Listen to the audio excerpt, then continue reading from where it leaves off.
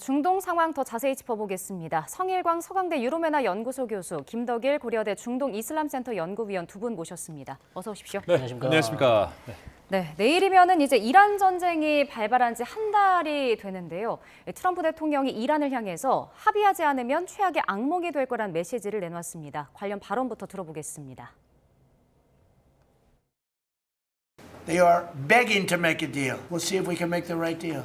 And if they make the right deal, then the strait will open up. Hormuz Strait will open up.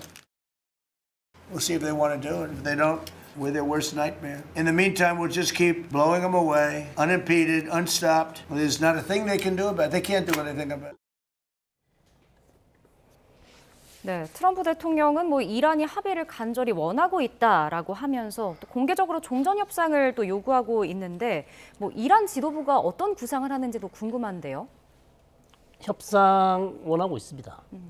결론적으로 말씀드리면 외부적으로는 계속해서 우리 협상 관심 없다. 그럼 15개 조항 미국이 제시한 거에 대해서 우리는 강하게 거부하는 그런 모습을 보이고 있지만 속내를 들여다보시면 이란도 역시 협상에 지금 관심이 있고요.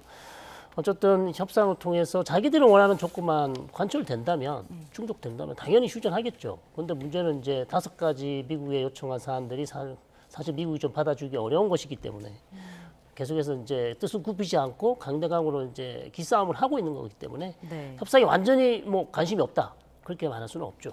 근데 원하고 있기는 한데 뭔가를 지금 주고받고 있는 상황이 맞긴 합니까 지금은? 파키스탄을 통해서 대화를 계속 하고 있는 거예요. 그러니까 간접 협상이라고 보시면 가장 정확한 표현이 될 것 같습니다. 근데 이란이 이제 밝히기로는 미국과 어떤 대화도 오가지 않고 있다. 이제 이렇게 밝혔거든요. 이것도 전략이라고 봐야 될까요? 전략이죠. 그러니까 밖에서는 계속해서 자기들이 미국하고 대화할 의지가 없다.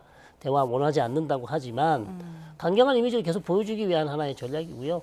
물밑에서는 당연히 지금 간접 협상되고 있다 이렇게 보시면 될 것 같습니다. 네, 그러니까 파키스탄을 통해서 이란과 미국이 간접 협상을 이어가고 있다라는 말씀이신데 이란이 이제 미국 종전한 15개 항에 대해서 답변을 공식 발송했다라고 밝혔습니다. 이렇게 되면 그 공은 미국으로 넘어갔다고 봐야 되는 걸까요? 네, 그렇습니다. 15개 항 미국이 제안한 것에서 이란은 사실상 그건 항복에 가까운 조건이기 때문에 받기 힘들 것 같습니다. 아직까지는. 그리고 역시 이란 쪽에서도 이제 반격의 형태로서 미국에 5개 제안을 냈습니다. 그것도 역시 미국이 받기 힘든 조건이라서 현재 아직 협상이 이루어진 단계는 아니고요. 아직까지는 이제 서로 간에 의사를 확인하고 이제 검토하는 중인데 현재까지는 이견을 좁힐 가능성은 상당히 낮아 보이긴 합니다.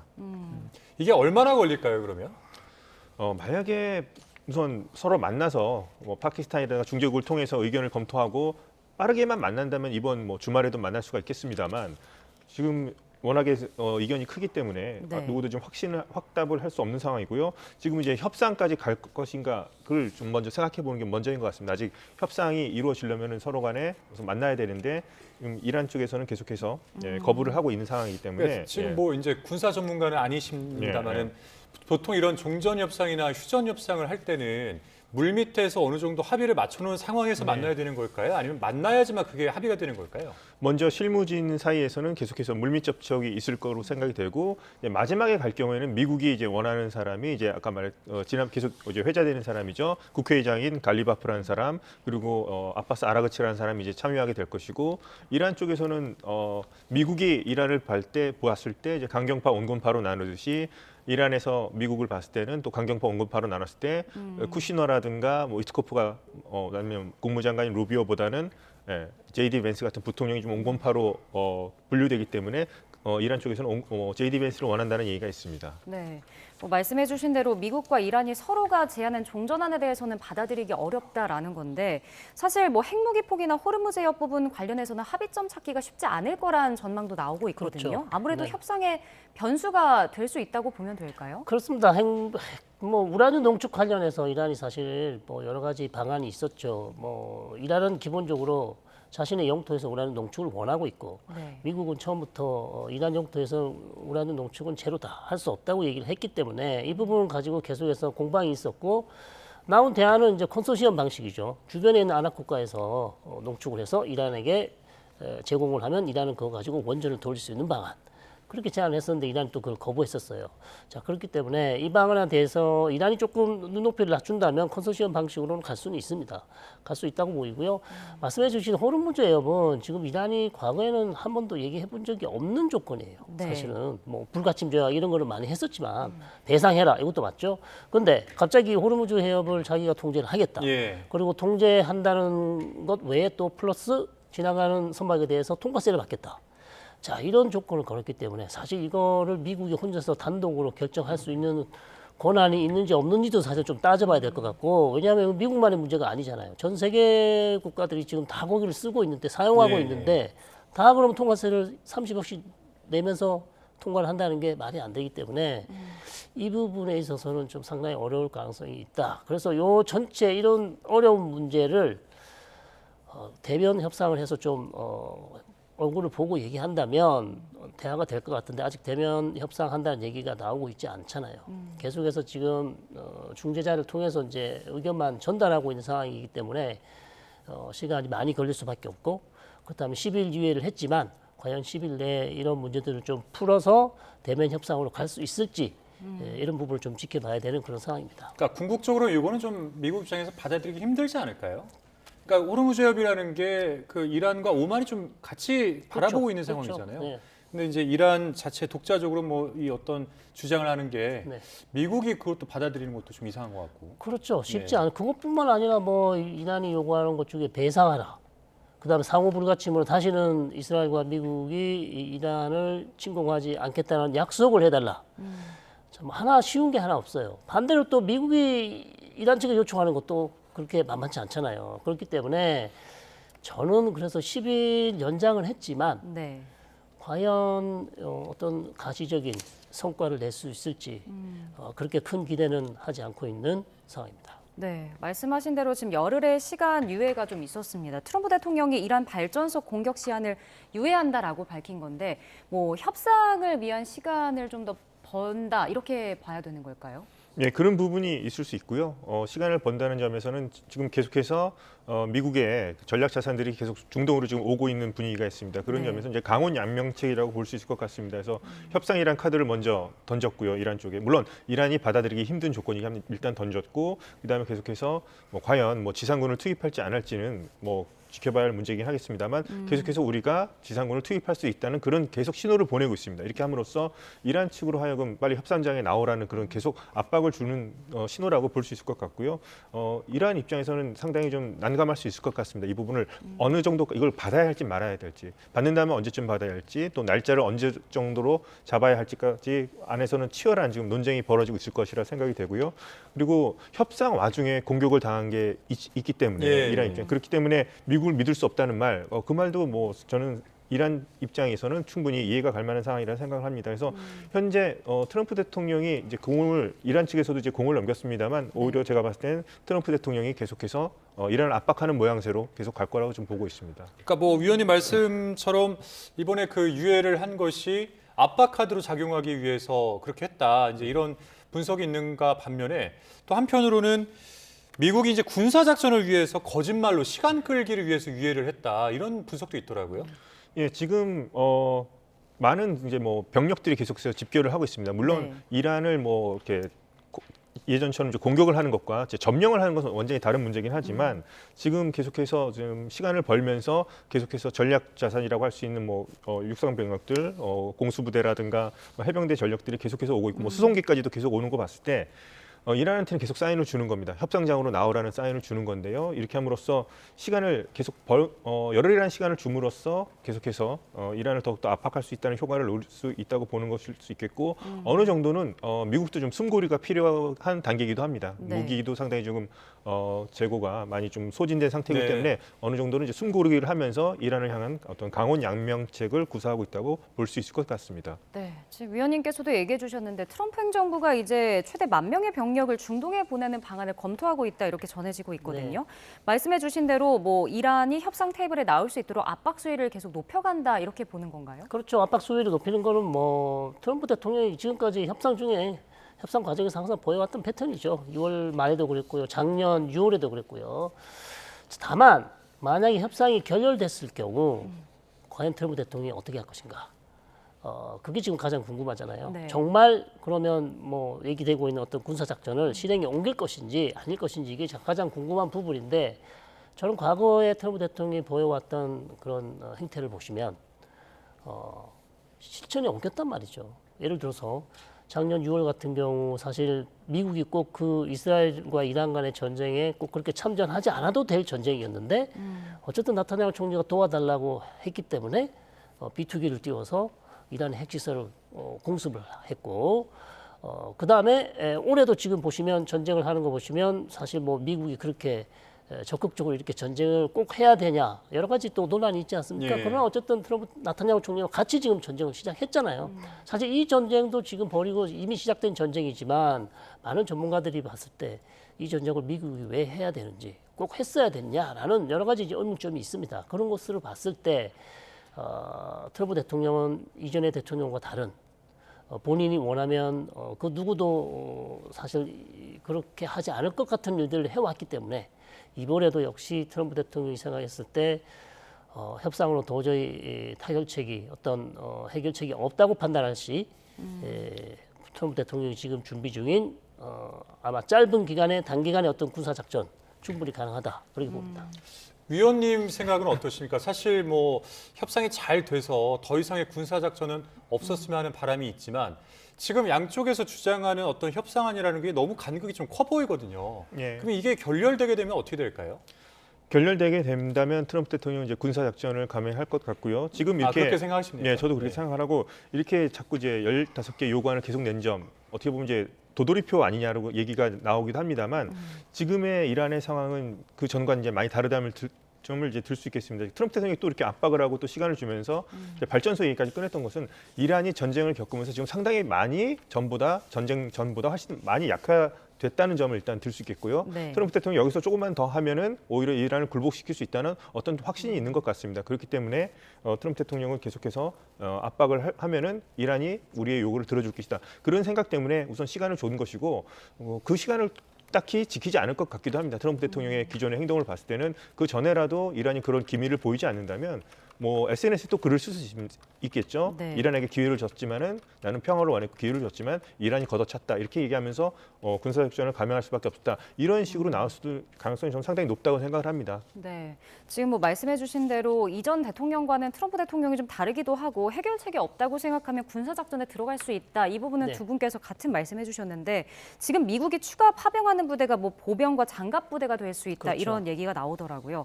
이렇게 되면 뭐 하르그 섬도 있지만 이란 뭐 본토에 직접 투입을 할 수도 있다고 봐야 할까요? 글쎄요, 본토 투입은 뭐 쉽지 않죠. 본토 투입을 해야 될 이유가 있다면 450kg의 고농축 우라늄, 그러니까 60% 이상 농축된 우라늄을 지금 아직 회수를 못했어요. 그러니까 이걸 찾아야 된단 말이죠. 네. 이게 왜 중요하냐면 만약 450kg 되는 이거 찾지 못하고 휴전되면 이란이 이거 다 찾아내서 90%까지 농축한다면 핵무기로 만들 수 있는 물질로 바뀐단 말이죠. 그러면 이것은 사실상 이란이 거의 뭐 핵무기를 개발할 수 있는 상황을 만들 수 있기 때문에 아마 이런 것들을 생각해서 트럼프 대통령이 이스파한이나 나탄즈나 이런 핵시설에 특수부대를 투입해서 이 고농축 우라늄을 탈취하겠다. 그러나 아시겠지만 너무나 어려운 작전이에요.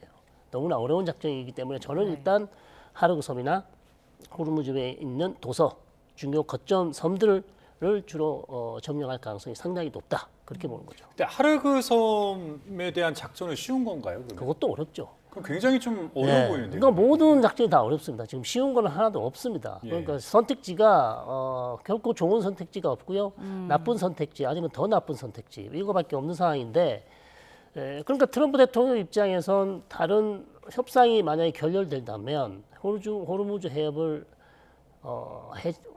봉쇄 해제를 할 다른 수단이 없어요. 이란을 압박할 수단이 없다고 보는 거죠. 그렇기 때문에 군사적 수단, 특히 이제 하르그 섬, 이란의 심장이라고 할 수 있는 오일 수출의 90%를 하고 있는 이 섬을 점령해서 이란이 오일 수출을 하나도 하지 못하도록 제로로 만들어 버리면서 이란을 압박하겠다는 겁니다. 자 그러면 혹시 이란이 호르무즈 해협을 봉쇄한 것을 풀어주지 않을까라는 그런 기대감에서 작전을 할 수도 있고요. 그 다음에 호르무즈에 있는 중요한 아부 무사 섬이라든지 아니면 뭐 소튼부, 대튼부 아니면 이런 섬들을 점령해서 호르무즈 해협이 지금 봉쇄된 걸 풀어보겠다라는 전략입니다. 그러나 쉬운 작전은 하나도 없다. 네, 그렇게 말씀드릴 수 있죠. 위원님 의견은 좀 궁금한데 이게 만약에 뭐 협상이 좀 결렬돼서 최후의 일격을 뭐 가하는 수순으로 밟게 된다면 그건 이제 어떤 형태가 될까요? 뭐 지상군을 전면적으로 뭐 투입해서 작전을 펼치는 뭐 그런 형태가 될까요? 지상군 투입 얘기가 계속 나오고 있고요. 이제 지상군 중에서도 이제 해병대라든가 특수부대 얘기가 나오고 있으면 우선 이거는 이란 지도부로 하여금 상당히 좀 압박을 받게 하는 것이고 이란 현재 뭐 혁명수비대라든가 정규군이 지금 해안지대로 상당히 이제 집중될 가능성이 높기 때문에 오히려 하르그 섬이라든가 이런 것은 지금 우리 뉴스에도 나올 정도로 알고 있고 이란도 철저하게 대비하고 있기 때문에 다른 곳을 공격할 가능성도 저는 있어 보이긴 합니다. 이를테면 호르무즈 바깥쪽에 있는 도시라든가. 근데 여태까지는 미국이 이제 공습을 통해서 해왔었고 이제 원거리에서 직접 이란 땅에 발을 디딘 적은 없습니다. 예. 그래서 이란 땅에 발을 디딘다는 것 자체는 미군 사상자가 그만큼 발생한다는 것을 의미하는 거기 때문에 지금 사망자 숫자와는 완전히 다른 수치로 증가할 가능성이 있고 네. 이럴 경우에 트럼프 대통령은 엄청난 이제 정치적 부담과 함께 반전 여론의 어떤 부담을 안게 될 겁니다. 그래서 저는 트럼프 대통령은 어떤 지상군, 해병대가 됐든 특수부대가 됐든 이런 것은 마지막 카드로까지 끝까지 남겨두고 그 전에 공습이라든가 아직까지도 예. 10,000개 정도의 타격 지역을 이제 타격에 성공했다고 이제 중부사령관이 언급을 했는데 아직도 더 제가 봤을 때 타격할 곳이 남아 있다고 생각을 합니다. 그래서 호르무즈 해협에 직접적으로 봉쇄하는데 영향을 주지 못하더라도 이란 전역을 조금 더 정밀 타격하는 쪽으로 좀 더 강하게 가면서 이란을 좀 압박하지 않을까 그렇게 생각을 해보고 있습니다. 네, 지금 뭐 하르그 섬이라든지 인근 섬에 대한 작전에 미국이 들어갈 수도 있다라는 건데 사실 뭐 병력이 10,000명 정도 지금 투입이 될 것으로 보이기도 하지만 병력이나 무기 재고도 지금 네. 보면은 뭐 좀 바닥나고 있다 이런 분석이 나오고 있더라고요. 그렇죠. 이런 것들이 괜찮을까요? 쉽지 않아 보입니다. 그래서 뭐 지금 이런 보도가 나오면 이스라엘도 그렇고 미국도 아무 얘기를 하지 않고 있어요. 정확한 확인도 안 해주고 있고 뭐 굳이 확인을 해줄 필요는 없겠죠. 네. 뭐 본인들의 약점이기 때문에 그래서 그러나 객관적으로 봐도 전쟁이 너무 오래 끌고 있고요. 한 달이 거의 다 됐고 그렇다면 특히 요격 미사일이 계속 바닥이 나고 있는 상황은 누가 봐도 맞는 것 같고요.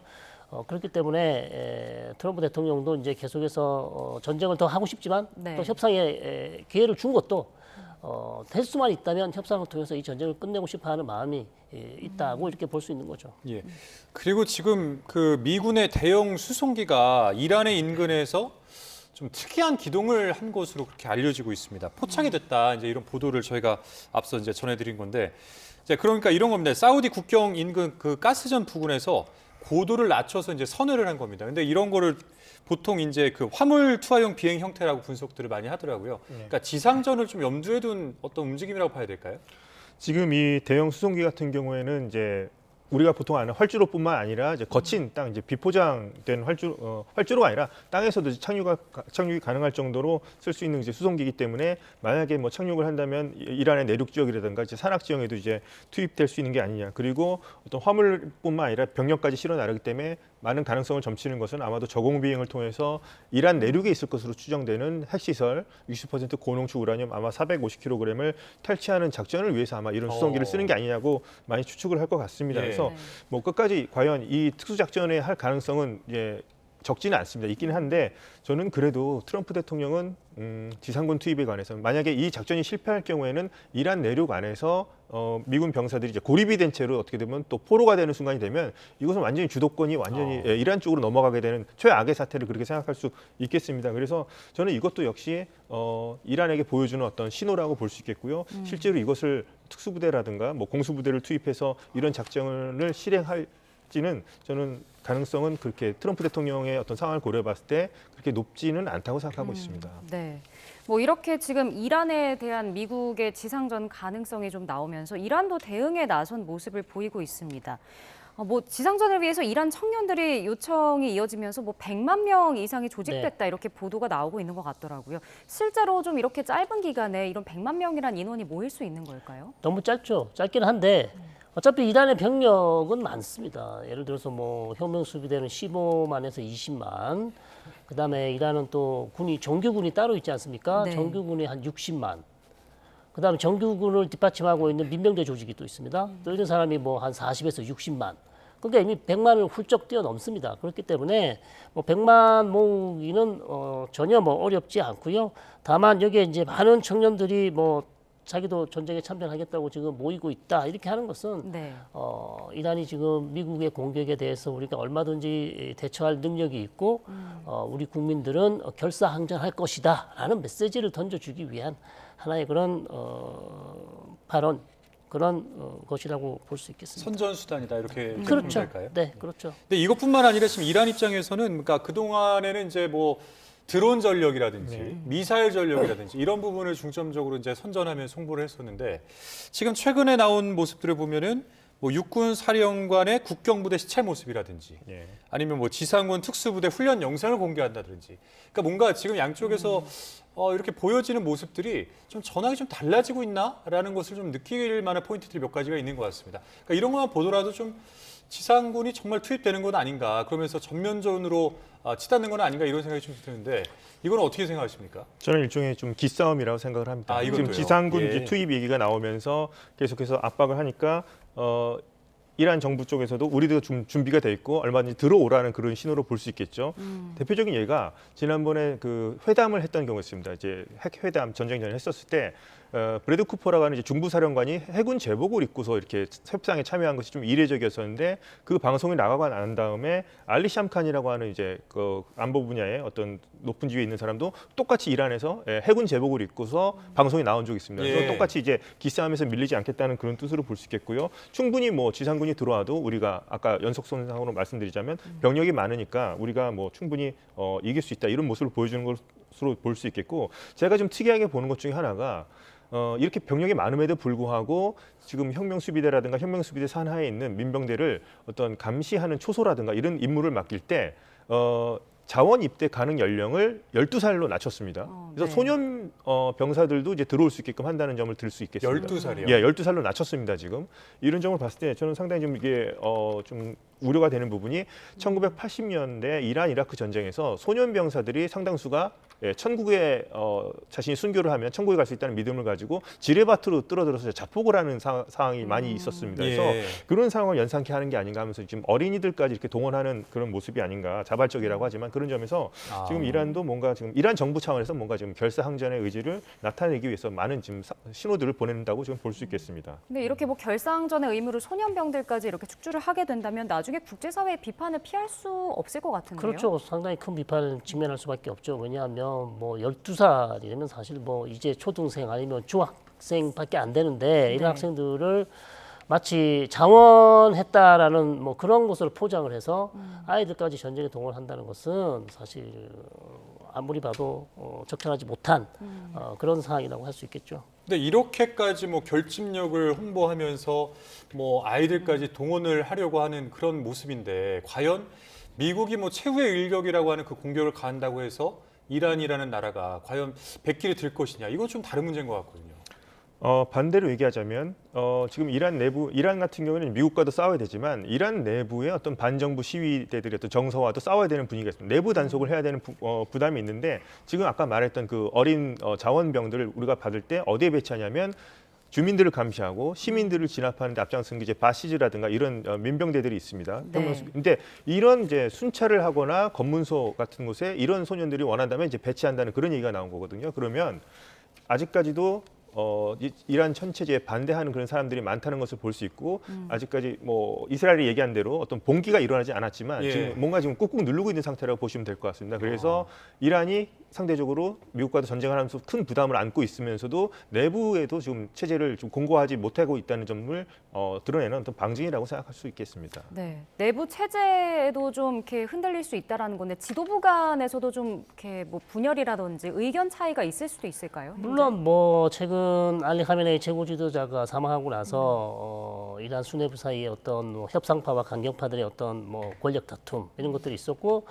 또 강경파 내에서도 누가 더 좋은 자리를 차지하냐, 뭐 누가 권력을 가져가냐, 당연히 뭐 그런 것들이 있긴 하겠지만 네. 현재 시점으로 봤을 때 과연 그러면 이란 수뇌부가 어떤 균열이 일어나서 분열이 되어서 어떤 이 실세들 아니면 정권이 붕괴될 정도의 어떤 그런 내부 균열이 있냐, 그것까지는 아직 그렇지는 않다는 얘기죠. 그렇기 때문에 지금 계속해서 이란은 협상도 하고 있고 그다음에 지금 초반부터 보여줬던 주변 걸프 지역도 공격을 하고 있고 나름대로 지휘 체계가 유지되고 있고 미국과 이란의 공격에 대해서 계속해서 자기들이 가지고 있는 그 어떤 가용 수단을 가지고 적극적으로 대응을 해왔다. 그리고 네. 나름 잘하고 있다고 판단할 수 있을 정도입니다 지금. 네. 지금 이제 호르무즈 해협을 중심으로 이렇게 뭐 전황이 뭐 확전도 되고 이런 상황인데 지금 그 홍해에까지 어떤 참전이 좀 더 확대되는 것 아니냐 이런 우려가 나오고 있습니다. 예멘, 그러니까 홍해 그 입구에 있는 해협을 끼고 있는 예멘의 친이란 반군 후티도 이제 참전 가능성을 언급한 건데 이렇게 되면은 만약에 홍해도 막히고 호르무즈 해협도 막히고 이렇게 되면 이제 어떻게 될까요? 홍해 항로가 어떻게 보면 그 우회 항로로서 지금 많이들 이용하고 예. 있었는데요. 이렇게 될 경우 만약에 후티 반군이 홍해까지도 이제 사실상 봉쇄 상태에 들어가게 된다면 인도양에서 홍해를 거쳐서 유럽 지중해로 가는 통로가 막히게 되겠죠. 이럴 경우에는 또 다른 국가들이 개입할 여지가 또 있다고 봅니다. 이집트 같은 경우에는 이제 수에즈 운하를 통해서 홍해와 유럽을 잇고 있는데 이집트는 수에즈 운하의 통행료 수입도 얻어야 되고요. 그리고 지금 현재 수에즈 운하를 경제 특구로 지정해서 경제 발전을 지금 이제 시작하려고 다시 도모하려고 하고 있는데 예멘에서 이제 후티 반군이 이렇게 나선다면 이집트가 뭐 참전까지는 아니더라도 이집트도 역시 이번 이 문제에 대해서 확전된 이 홍해 전선에 대해서도 어느 정도 개입할 수밖에 없을 것이고 이렇게 될 경우에는 더 제가 봤을 때는 더 이란의 상황을 좀 더 난감하게 만들 수 있을 것 같습니다. 지금 호르무즈 해협에서도 처음에는 이란이 어떤 자신들의 자위권을 위해서 어쩔 수 없다고 했지만 이제 국제적인 정서가 지금 뭔가 지금 변화하고 있는 공조 움직임을 띠고 있는데 홍해까지 이렇게 나선다면 이란이 지금 세계 물류를 어떻게 마비시키려는 그런 의도가 갖고 있는 국가로 이제 낙인이 찍힐 수가 있기 때문에 네. 확전되는 것은 오히려 더 많은 국가들의 개입을 불러올 수 있고 또 더 많은 국제적인 비판의 소지가 있다. 저는 그렇게 보고 있습니다. 네. 그러니까 만약에 후티 반군이 참전을 하면 뭐 지금 예를 들어서 이집트를 얘기해 주셨는데 다른 국가들까지 개입할 수 있다는 거잖아요. 그렇죠. 이렇게 되면은 그 뭐 여파가 전쟁의 여파가 정말 커질 것 같고 세계 경제는 뭐 이렇게 피해가 더 커질 수밖에 없을 것 그렇죠. 같은데요. 두 항로가 다 막히잖아요. 그러면 뭐 호르무즈와 바발만뎁 즉 그 홍해를 지나서 수에즈로 갈 수 있는 그 해역까지도 막히게 된다면 뭐 어마어마한 충격이 올 것이고요. 자 그렇다면 이제 국제사회가 또 여기에 대응해서 어떤 조치를 취할 수도 있는 것이고 특히 이제 걸프 국가들이 지금 아까도 우리 리포트에서 나왔지만 네. 아랍에미레이트가 지금 해상 안전을 위해서 어떤 협의체를 만들고 싶어한다.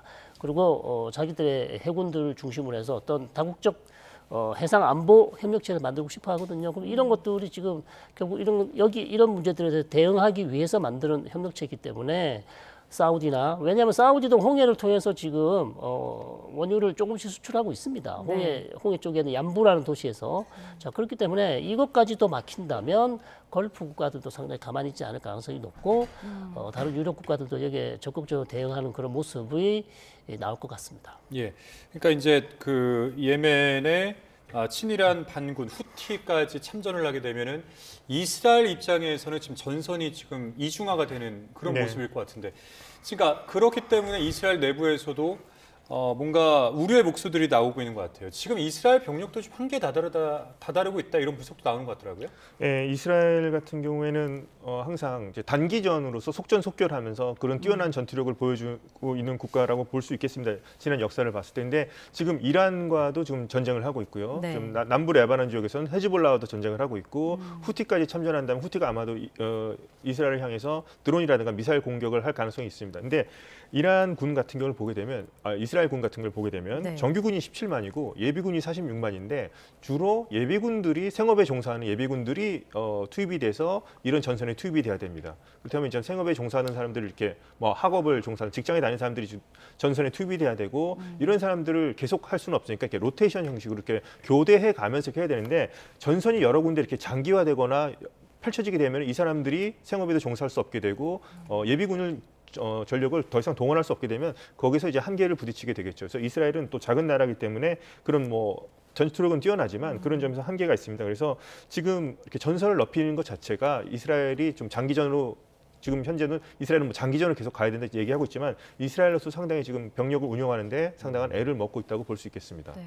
그럼 이스라엘이 오랜 시간 동안 좀 여러 전쟁을 치르다 보니까 병력 부족 현상이 나타날 수밖에 없는데 그렇다면 이번 전쟁에 있어서도 이스라엘도 출구 전략을 좀 마련해야 되는 것 아닐까요? 그렇죠. 출구 전략 마련하는 게 맞겠지만 뭐 이란 문제에 있어서는 이스라엘은 단호하잖아요. 시간을 더 갖고 그다음에 자기들이 원하는 목표 표적에 대해서 더 공격을 하고 싶어하는 것이고 뭐 가능하면 정권 붕괴도 노렸지만 사실상 그것은 이제 불가능하다는 것을 다 인식을 했을 거고요. 네. 자 그렇기 때문에 이란 문제에 가장 집중을 하고 있고 다른 문제들도 또 이스라엘은 뭐 가자 아까도 얘기해 주셨지만 가자, 시리아, 요르단강 서안지구 이쪽 지역에서 지금 작전을 또 하고 있어요. 그렇기 때문에 병력이 뭐 턱없이 많이 모자라는 것이고 그래서 이 문제가 지금 커졌기 때문에 아마 군참모 총장이 사실 언론에서 아주 크게 이 문제를 제기를 했던 것으로 그렇게 알려져 있습니다. 예.